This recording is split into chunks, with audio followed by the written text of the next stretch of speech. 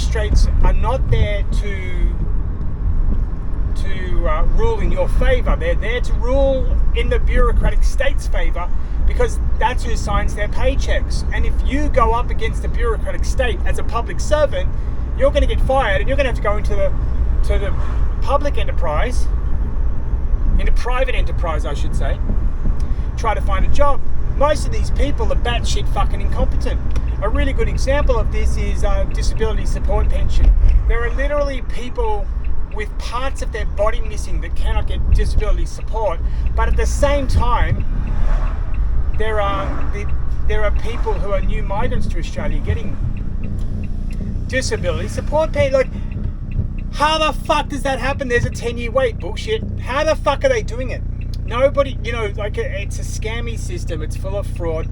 But the bureaucratic state is the be-all end-all, and it's getting bigger and bigger and bigger, and we no longer have any real say in it because it's run by two political parties. Now, the Greens are a little radical left-wing lunatic party, but they will always vote with Labor. The Nationals they're no longer together as far as I'm concerned. I don't think they are. Nationals, I don't know. I don't know if they're really for freedom. I just don't know what they want. And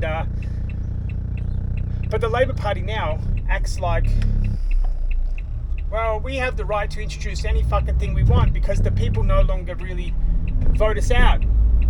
The Labor Party as it is should have been voted out 20 years ago. And we should never have allowed a party like that. They are allowing Islamists in.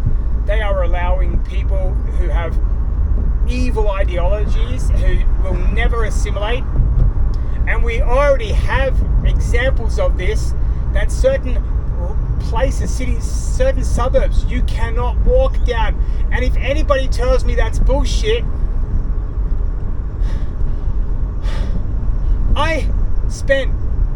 last month I was in Sydney. I went to some places where I didn't feel comfortable as an Australian, and I am 6'3", 225 pounds, and I am muscular. I am under 10% body fat.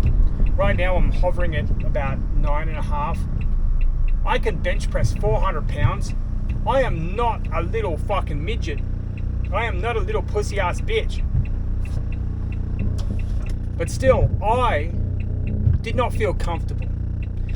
It's just like, look, the situation. Remember the Cronulla riots? Remember how the fucking media played it off that, it was just some white supremacist, neo-Nazi white boys started to attack some Lebanese boys, when we all know exactly what happened. They had, for 5 years beforehand, they were causing trouble on Cronulla Beach.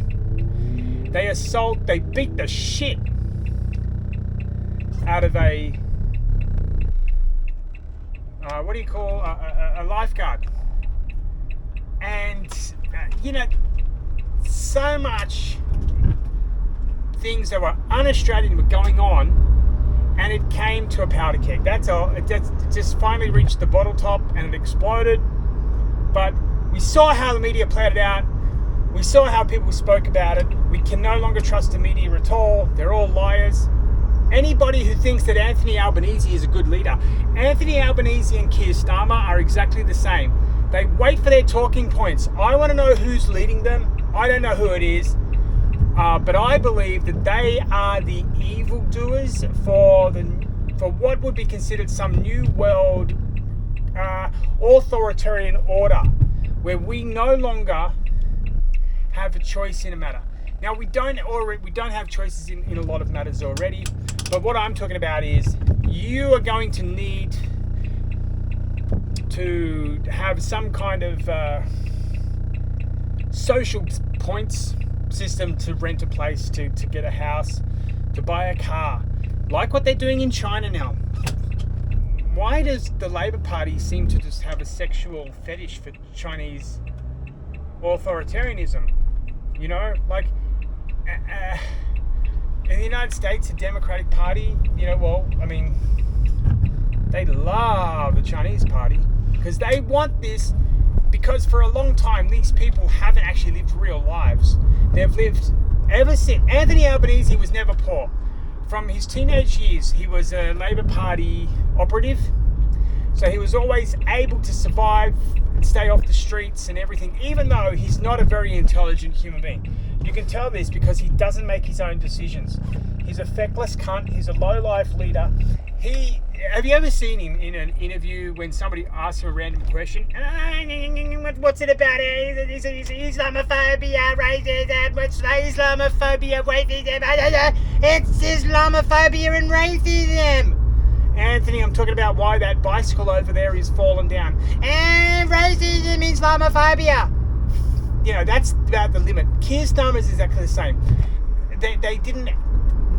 They haven't outlawed, you know, the Pakistani interbreeding, right? Which is causing great problems for the national healthcare system in the UK. Now, in Australia, it also happens. It's an inconvenient truth. But we still import these people with these weird ideologies that don't exist. And somebody told me, oh wait, you Jews, you do the same thing, you interbreed. Bullshit.